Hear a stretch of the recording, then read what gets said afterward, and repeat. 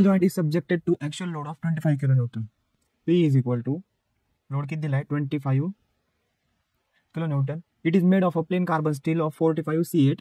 S of YT म्हणजे tensile strength दिली आहे. S of YT is equal to 380 Newton per mm square. Design the joint with a factor of safety 2.5. Factor of safety NF is equal to 2.5. Assume the compressive strength of the material to be 20% more than tensile strength.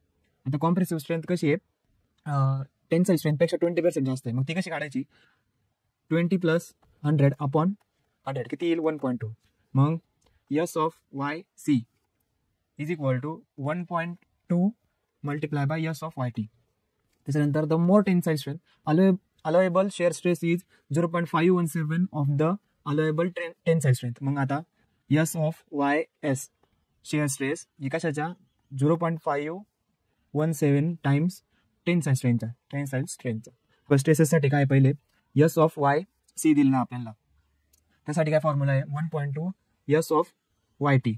आता 1.2 multiply by S of YT किती 380 is equal to 456 newton per mm square. त्याच्यानंतर S of YS shear stress किती 0.77 आणि कशाचा time आहे S of YTचा times is equal to 0.577 multiply by 380 is equal to किती येईल 219.26 न्यूटन पर mm स्क्वेअर. त्याच्यानंतर परमिसिबल स्ट्रेसेस काढायचे आता आपल्याला याच्यावरून. त्यासाठी परमिसिबल सिग्मा टी म्हणजे permissible tensile strength is equal to S of YT upon factor of safety is equal to किती आहे 380 अपॉन 2.5 इज इक्वल टू किती येईल 152 newton per mm square. S of YC upon factor of safety is equal to ते किती आलं आपलं 456 upon 2.5 is equal to 182.4 newton per mm square. Next आपलं shear stress permissible shear stress sigma SYS upon factor of safety is equal to किती आता हे 219.26 upon 2.5 is equal to किती येईल 87.7 न्यूटन पर. आता डायमीटर ऑफ रॉड को दिले ये दोन्ही बाजूला डायमीटर ऑफ रॉड काय सेम आहे. त्याच्यामुळे डायमीटर रॉडसाठी फॉर्म्युला आहे आपल्याकडं. तो कशातून निघतो टेन्साइल स्ट्रेस त्याच्यात इंड्यूस होती त्याच्यामुळे तो टेन्साइल स्ट्रेसचा फॉर्म्युला वापरून काढायचा आपल्याला. Sigma T is equal to P upon pi D square upon 4. आता इज इक्वल टू आता इथं सिग्मा टीची व्हॅल्यू किती आपली 152 इज इक्वल टू पीची व्हॅल्यू 25 × 10³ किलो न्यूटनचा न्यूटनमध्ये कन्व्हर्जन करून घेतलं 10³ टाकला फक्त. आणि पाय डी स्क्वेअर अपॉन 4.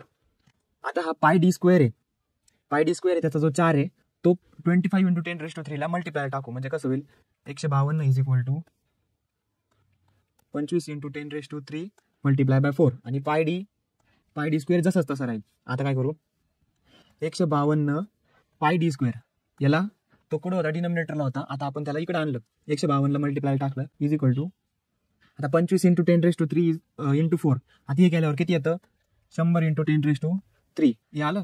त्याच्यानंतर 152 पाय डी स्क्वेअर आहे तो डी स्क्वेअर तिथंच ठेवायचा तिथंच ठेवला आणि 100 × 10³ तो पण तिथंच ठेवला. आणि हा काय आहे 152 काय त्याला मल्टिप्लायला 152 आणि पाय काय त्याला डीला मल्टिप्लायला.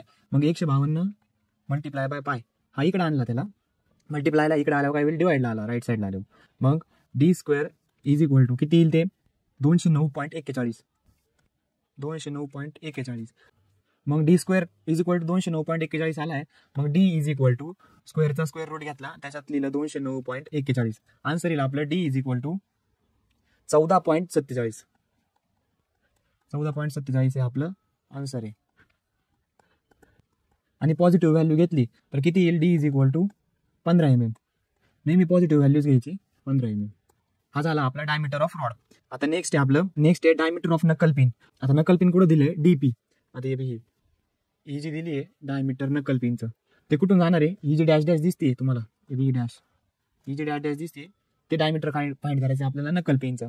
डायमीटर ऑफ नकल पिनला काय म्हणतात डीपी. तो कसा फाइंड करायचा त्यासाठी काय फॉर्म्युला आहे tau is equal to P अपॉन 2 multiply by pi DP² upon 4. Pi D P square upon 4. तर काय करायचं, फॉर्म्युला कसा मॉडिफाय करायचा आहे, तर 2 multiply by pi D P square upon 4 आहे ना, तर हा 2 याला मल्टिप्लायला आहे, मग 2 नी मल्टिप्लाय करून घ्यायचं, काय होईल 2 पाय डी पी स्क्वेअर अपॉन 4 झालं. त्याच्यानंतर 2 1 चा 2 2 2 चा 4, मग वरचा 1 कॅन्सल झाला, मग काय राहिलं शेवट फक्त पाय डी पी स्क्वेअर अपॉन 4. मग आता फॉर्म्युला पण आपण तसंच होईल. आता तो फॉर्म्युला आपला मॉडिफाय झाला, त्याच्यात व्हॅल्यू टाकू आपण. व्हॅल्यू काय येतील आता 87.7 is equal to 25 into 10⁻³ upon काय फॉर्म्युला राहिला pi D P square upon 4, D P square upon 4. मग आता परत त्याला थोडंसं मॉडिफाय करायचं. 87.7 is equal to 25 into 10⁻³ multiply by, आता 25 गेला, आता 2 राहिला, सॉरी इथं 2 आहे, 2 आहे इथं पण 2 आहे, 2 खालचा 2 वर गेला, 2 आणि पाय डी पी स्क्वेअर खाली आला, पाय डी पी स्क्वेअर खाली आला. 1.7 आहे. आता हा किती आहे, याला मल्टिप्लाय डिवाइडला इकडे गेल्यावर काय होईल, मल्टिप्लायला जाईल, multiply by pi D square is equal to 25 into 2 किती येईल 50 इंटू 10⁻³ किती येईल 50 इंटू 10⁻³. आता ही जी टर्म आहे एवढी, तर ही टर्म डायरेक्ट इकडे याला डिवाइडला टाकायची, म्हणजे D square is equal to 50 into 10⁻³ upon 87.7 into pi झालं. म्हणजे डी स्क्वेअरची व्हॅल्यू भेटेल आपल्याला. डी स्क्वेअरची व्हॅल्यू किती येईल मग 181.47. मग आता या व्हॅल्यूत काय करायचं, डी स्क्वेअरची व्हॅल्यू किती आली आपली, D square is equal to 181.47. मग डी स्क्वेअर आहे तर त्याचा स्क्वेअर रूट घ्यायचा 181.47 आणि आन्सर येईल आपलं डी इज इक्वल टू 13.47. आणि जर पॉझिटिव्ह व्हॅल्यू घेतली D is equal to 14 mm ही झाली डीची व्हॅल्यू. आपल्याला डीपी वाटला म्हणजे डीपी सॉरी ही झाली डीपीची व्हॅल्यू.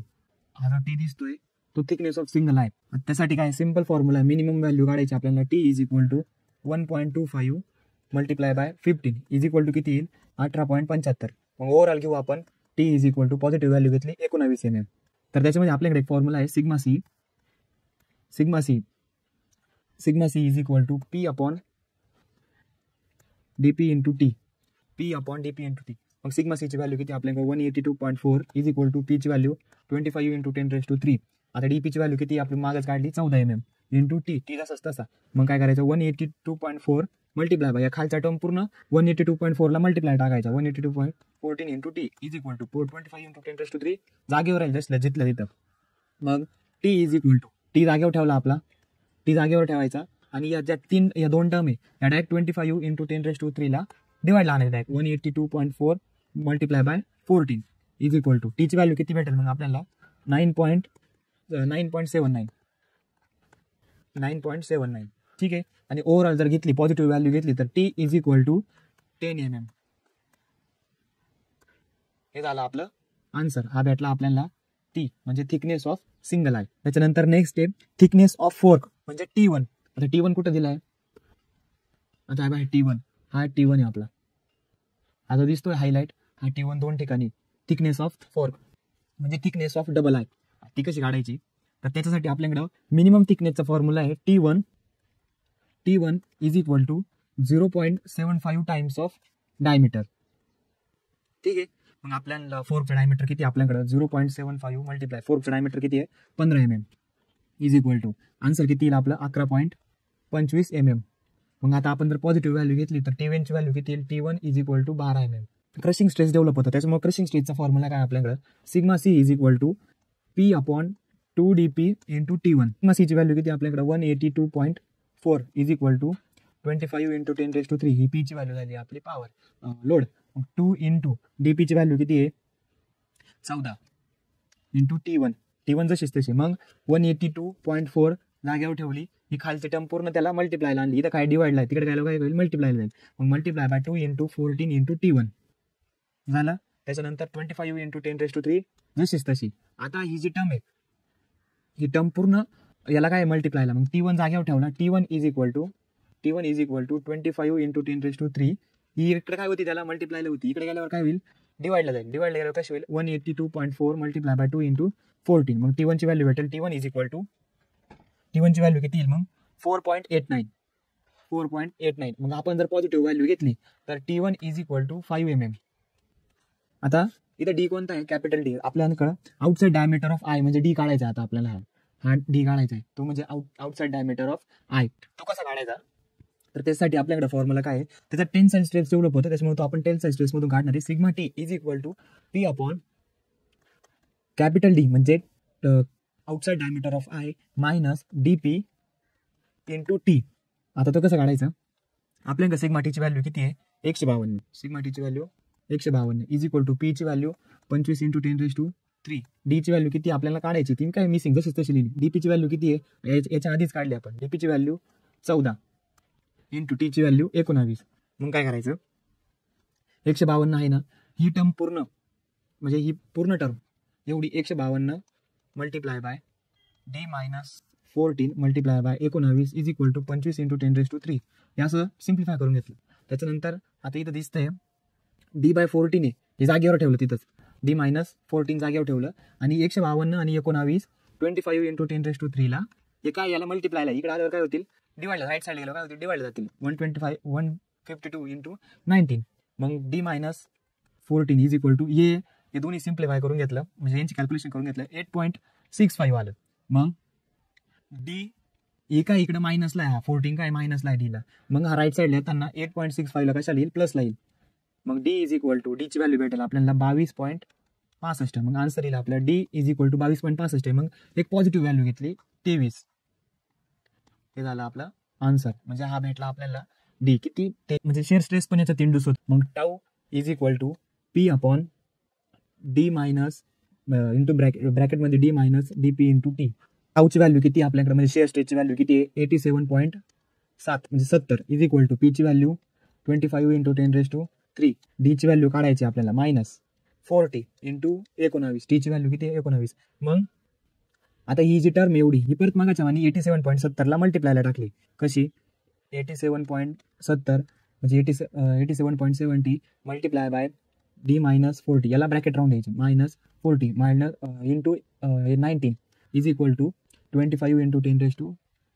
मग काय करायचं आता याच्यात ही जी टर्म आहे डी मायनस 40 ती जागेवर राहून द्यायची आणि डी मायनस 40 आणि हे जे दोन आहे 90 आणि 87.7 काय मल्टिप्लायला आहे 25 × 10⁻³ जागेवर आहे, या काय याला मल्टिप्लाय या इकडे आल्यावर काय होतील डिवाइडला जातील. मग कशा 87.17 मल्टिप्लाय बाय 90.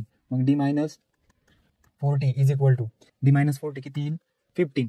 मग डी इज इक्वल टू हे काय मायनस आहे इथं, हे काय मायनस आहे इकडे येताना काय होईल प्लस होईल. मग 50 + 40 मग डी इज इक्वल टू 50 + 40 किती येईल 29. आणि ऑलरेडी पॉझिटिव्ह व्हॅल्यू आली त्याच्यामुळे काढायची काही गरज नाही म्हणजे पॉझिटिव्ह व्हॅल्यू घ्यायची गरज नाही. हे झालं आपलं आन्सर. मग आता नेक्स्ट काय आहे याच्यात, आता जिथं आपण हे कॅल्क्युलेशन केले तिथं काय आहे जी मोठी व्हॅल्यू आहे ना, आता समजा इथं आपली पहिली व्हॅल्यू आली होती 14 नाही पहिली व्हॅल्यू आली होती काय 23 आणि आता किती आली 29. 23 पेक्षा 29 मोठी, मग कायम जी मोठी व्हॅल्यू तीच घ्यायची आणि तिथं स्टेटमेंट लिहायचं taking the larger value of 2 values given by equation आणि आपण कोणती घेतली जी घेतली ती अशी लिहून द्यायची D is equal to 29 mm. हे झालं आपला आन्सर. त्याच्यानंतर आपण ज्या व्हॅल्यू काढलाय ना ते खरंच ते स्टेटमेंटला मॅच होत आहे का ते फाइंड करायचं आपल्याला. मग त्या कशा काढायचा sigma T is equal to P आपण म्हणजे फेल्युअर होतंय का काय ते चेक करायचं आपल्याला. Sigma T is equal to D minus D P into याला काय टी आहे ब्रॅकेटला. मग या फॉर्म्युल्यामध्ये आपण व्हॅल्यू टाकू. सिग्मा टीची व्हॅल्यू काय आहे, मग सिग्मा टीची व्हॅल्यू भेटेल आपल्याला इज इक्वल टू पीची व्हॅल्यू 25 × 10⁻³ कॅपिटल डीची व्हॅल्यू काय आपली मल्टिप्लायला 2 याला 2 मल्टिप्लाय बाय 29 × 40 मल्टिप्लाय बाय 12 इथं 2 आहे मल्टिप्लायला आणि इंटू 12. मग सिग्मा टीची व्हॅल्यू भेटेल आपल्याला 69.44. हे डायरेक्ट कॅल्क्युलेट टाकायचं इथं एक पण व्हॅल्यू मिसिंग नाही, डायरेक्ट कॅल्क्युलेट टाकायचं डायरेक्ट आन्सर येऊन जाईल 69.44 Nm². आणि आपण पहिले काढलं होतं परमिसिबल शेअर स्ट्रेस त्याच्यामध्ये किती आली होती 152 Nm². ही value failure of fork end in shear तर त्यासाठी काय आहे shear stress is equal to P upon 2 capital D minus D P into T2. आता पी ची व्हॅल्यू 25 × 10⁻³ अपॉन 2 डी ची व्हॅल्यू किती आपल्याकडं 29 मायनस 14 12 इज इक्वल टू किती येईल. हे सगळ्या व्हॅल्यू कॅल्क्युलेट टाकल्या आपण हा 2 आहे कॅल्क्युलेट टाकला किती आन्सर येईल आपलं 64.43.